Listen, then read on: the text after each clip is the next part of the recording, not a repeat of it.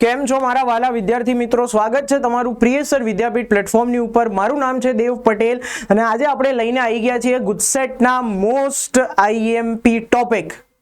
મેં તમારું કામ બહુ જ ઈઝી કરી દીધું। પહેલા તો એ સાંભળો કે મેં તમારું કામ કેવી રીતે ઈઝી કર્યું। બેટા છેલ્લા 5 વર્ષના મેં તમને કહ્યું છે કે છેલ્લા 5 વર્ષના ગુજસેટના પેપર ખાસ કરી લેવાના, મોટા ભાગે એ ટોપિકમાંથી સવાલ આવતા હોય છે। તો મારા વાલા વિદ્યાર્થી મિત્રો, મારા નાના નાના ભૂલકાઓ, ક્યારે 5 પેપરો ભેગા કરે, પછી ક્યારે દરેક પેપરનું એનાલિસિસ કરે અને ક્યારે એ લિસ્ટ બનાવે કે કયા ચેપ્ટરમાંથી કયા સાલમાં કેટલા પ્રશ્ન પૂછાયા હતા।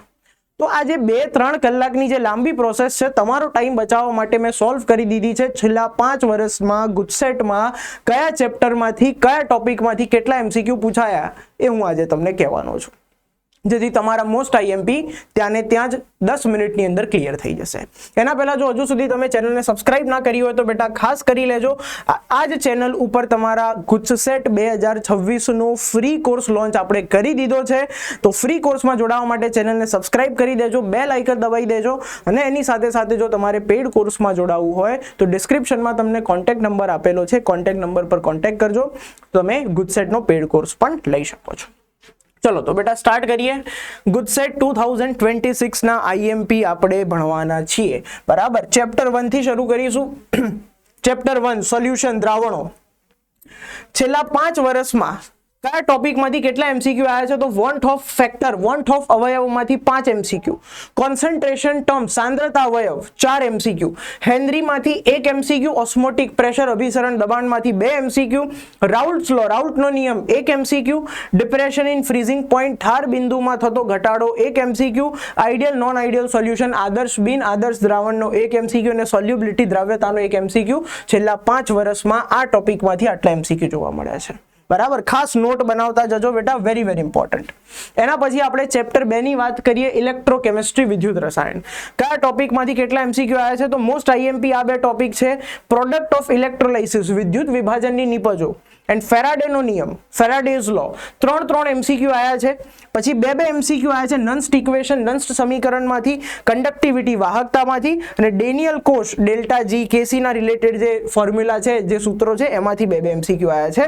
એની સાથે સાથે 1 એમસીક્યુ રિડ્યુસિંગ એજન્ટ રિડક્શન કરતા વાળો આવી ગયો છે, સેલ રિપ્રેઝન્ટેશન કોષ અભિવ્યક્તિ, SHE standard hydrogen electrode, hydrogen કોષ, કોલરોશ અને બેટરી, આ બધામાંથી પણ 1 એમસીક્યુ આવી ગયો છે।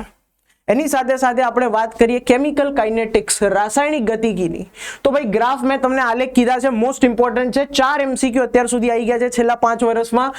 3 એમસીક્યુ કે નો એકમ, યુનિટ ઓફ કે, રેટ કોન્સ્ટન્ટ વેગ અચળાંકનો એકમ યુનિટ, બરાબર, અલગ અલગ, 0 ઓર્ડર શૂન્ય ક્રમ માટે શું થાય, ફર્સ્ટ ઓર્ડર પ્રથમ ક્રમ માટે શું થાય, એમાંથી 3 એમસીક્યુ આવી ગયા। એક્સરસાઇઝ સ્વાધ્યાયના દાખલામાંથી 2 એમસીક્યુ આવી ગયા છે। એની સાથે સાથે કેટલિસ્ટ ઉદ્દીપક રિલેટેડ 1 એમસીક્યુ છેલ્લા 5 વર્ષમાં, ફોર્મ્યુલા ઓફ રેટ વેગનું સૂત્ર બનાવો એનો 1 એમસીક્યુ આવી ગયો છે। રેટ લો વેગ નિયમ તમને ખ્યાલ હશે કે ભાઈ એ પ્રથમ ક્રમ પ્રક્રિયા છે, ફર્સ્ટ ઓર્ડર રિએક્શન, બી સેકન્ડ ઓર્ડર દ્વિતીય ક્રમ, હવે કે એ ને ડબલ કરી દીધું, બી ને અડધું કરી દીધું, તો એ બધા જે એમસીક્યુ ખરા અત્યાર સુધી 2 આવી ગયા છે। 1 એમસીક્યુ હાફ લાઈફ ટાઈમ અર્ધ આયુષ્ય સમયનો આવી ગયો છે અને 1 એમસીક્યુ આર્હેનિયસમાંથી, આર્હેનિયસનું જે ઇક્વેશન છે, આર્હેનિયસનું જે સમીકરણ છે એમાંથી આવી ગયો છે, ઓકે। એના પછી chapter 4 D and F block, D અને એફ વિભાગની મોસ્ટ આઈએમપી આપણે જો વાત કરીએ તો મેગ્નેટિક મોમેન્ટ, ચુંબકીય ચાક માત્રા, આમાંથી ઘણા બધા એમસીક્યુ આવ્યા છે। KMnO4, ઓક્સિડેશન સ્ટેટ, ઓક્સિડેશન અવસ્થામાંથી એમસીક્યુ આવ્યા છે। ઓક્સાઇડ, એટમિક સાઇઝ, પરમાણવીય કદ, ઇલેક્ટ્રોનિક કન્ફિગરેશન, ઇલેક્ટ્રોન રચનામાંથી એમસીક્યુ આવ્યા છે।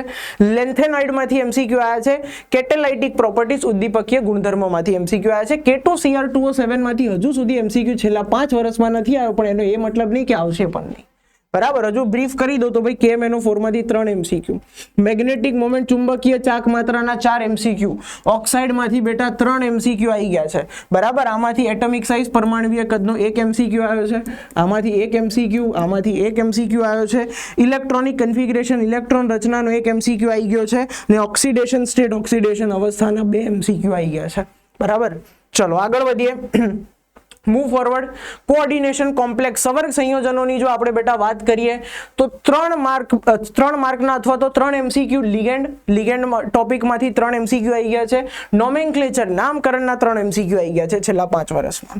ક્રિસ્ટલ ફિલ્ડ થિયરી સ્ફટિક ક્ષેત્રવાદ VBT વેલેન્સ બોન્ડ થિયરી સંયોજકતા બંધનવાદ 2 MCQ આવી ગયા છે. સ્ટ્રક્ચરલ આઇસોમરિઝમ બંધારણીય સમઘટકતા જીઓમેટ્રિકલ આઇસોમરિઝમ ભૌમિતિક સમઘટકતા 2 MCQ આવી ગયા છે. ઓપ્ટિકલ આઇસોમર પ્રકાશીય સમઘટકતાનો 1 MCQ અને પ્રાઇમરી એન્ડ સેકન્ડરી વેલેન્સી પ્રાથમિક અને દ્વિતીયક સંયોજકતાનો 1 MCQ આવી ગયો છે. તો અહીંયા આગળ તમારા 5 ચેપ્ટરના મેં IMP કહી દીધા કે ભાઈ કોનામાંથી કેટલા MCQ આવ્યા છે. એની સાથે સાથે કેટલીક ઇમ્પોર્ટન્ટ વાત પણ આપણે કરી લઈએ. કેરિયર ગાઈડન્સ સેમિનાર આપણે દર વર્ષે કરીએ છીએ જેમાં અમે અલગ અલગ સિટીઝ કવર કરીએ છીએ. રાજકોટ, અમદાવાદ, સુરત, મહેસાણા, ગાંધીનગર આ 5 સિટી આપણે કવર કરવાના છીએ. એની ઇન્ફોર્મેશન YouTube ચેનલ પર આવશે. આપણી સાથે જોડાયેલા લેજો કારણ કે આ તમારી જિંદગીનો મોસ્ટ ઇમ્પોર્ટન્ટ એક મહત્વનું ડિસિઝન છે કે કઈ કોલેજ અને કઈ બ્રાન્ચ સિલેક્ટ કરવી. એનાથી તમારા પાછળનું જીવન નક્કી થતું હોય છે. તો એના માટે કેરિયર ગાઈડન્સ સેમિનાર માટેના ફોર્મ આવશે, તમારે ભરવાના રહેશે અને પછી અમે તમારી સિટીમાં આ 5માંથી તમે જે પણ સિટી અથવા તો એની આજુબાજુમાં રહેતા હોય તો અમે ત્યાં આવીશું અને તમને કેરિયર માટે ગાઈડ કરવાના છીએ. ઓકે, તો એના માટે ખાસ જોડાયેલા રહેજો. અને જો તમે ઇમ્પ્રુવમેન્ટ એક્ઝામમાં જોડાવા માંગતા હોય, ઇમ્પ્રુવમેન્ટ એક્ઝામની ઓલરેડી બેચ લોન્ચ થઈ ગઈ છે. તમારે કોન્ટેક્ટ કરવાનો છે 9825799458 અને તમે ઇમ્પ્રુવમેન્ટ એક્ઝામની બધી જ ઇન્ફોર્મેશન મેળવી શકો છો. ચલો આગળ વધીએ. તો ભાઈ હેલો આલ્કેન, હેલો એરિન એમાં SN1 SN2 ટોપિકમાંથી કેટલા MCQ આયા? 4 MCQ. ક્લાસિફિકેશન, વર્ગીકરણ, માર્કોવ-નિકોવ, નેમિંગ રિએક્શન નામવાળી પ્રક્રિયામાં બધી આવી ગઈ. વુડ સ્પ્લિટિંગ, ગ્રિગ્નાર્ડ છે બધી આવી ગઈ બરાબર. ફ્રિંકલસ્ટેન, સ્વાર્ટ્સ એ બધી એમાંથી આયા છે. 2 MCQ આ દરેક ટોપિકમાંથી આયા છે. યુઝિસ ઉપયોગો લાસ્ટમાં આપ્યા છે ચેપ્ટરના એન્ડમાં કે ભાઈ કાર્બન ટેટ્રાક્લોરાઇડ છે, ડાયક્લોરોમિથેન છે, ક્લોરોફોર્મ છે, બધાના ઉપયોગ એમાંથી 2 MCQ આયા છે. Reaction with HX hydrogen halide સાથેની પ્રક્રિયા જે છે એમાંથી 2 MCQ આયા છે. ને કાર્બન હેલોજન બંધ એમાંથી પણ 1 MCQ આવેલો છે. Very very important. ચલો આગળ વધીશું.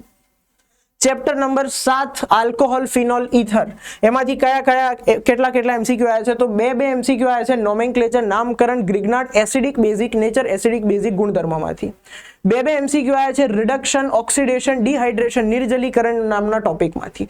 રિડક્શન કોનું બેટા? આલ્કોહોલનું. ઓક્સિડેશન કોનું? આલ્કોહોલનું. તો આલ્કોહોલનું ઓક્સિડેશન અને આલ્કોહોલનું રિડક્શન અથવા તો બરાબર એમાંથી આ ટોપિક આવ્યા છે.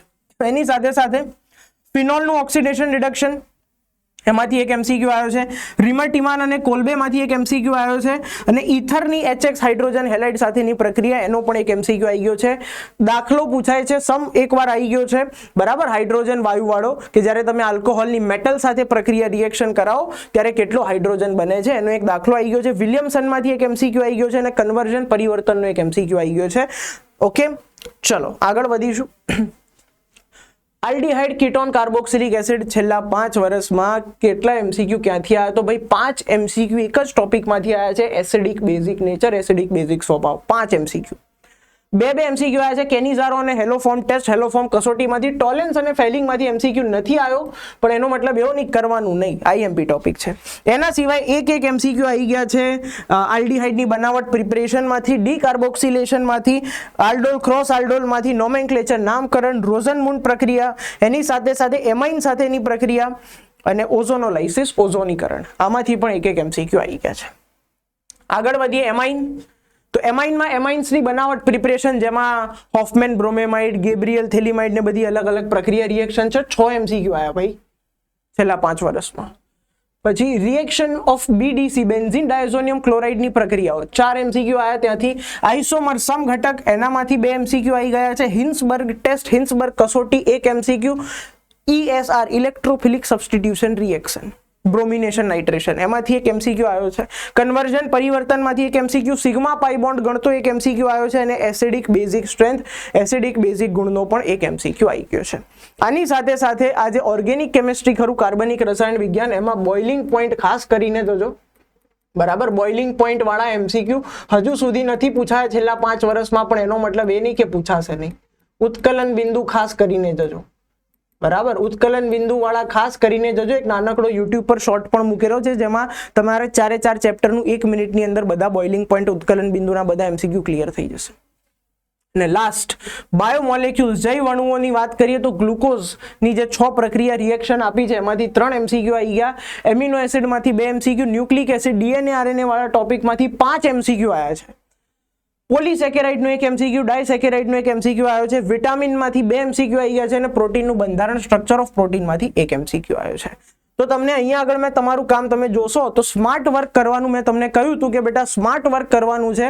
મેં તમારી જે 2 કલાકની મહેનત હતી કે ભાઈ 5 વર્ષના પેપર ભેગા કરો, પછી એનાલિસિસ કરો, ચેપ્ટર વાઇઝ લિસ્ટ બનાવો, એ લિસ્ટ મેં તમને ડાયરેક્ટ આપી દીધું. તમારા 2 કલાકનું કામ મેં કરી લીધું ને તમને 10 મિનિટમાં એ પ્રોપર તમારો પ્રોબ્લેમ સોલ્વ કરી દીધો. હવે તમારું કામ શું છે? સરસ મહેનત કરવાની. યુટ્યુબમાં અમારી સાથે જોડાયેલા રહેજો, ચાહે ગુજસેટ 2026 હોય, ઇમ્પ્રુવમેન્ટ 2026 હોય કે એડમિશન પ્રોસેસ 2026 હોય.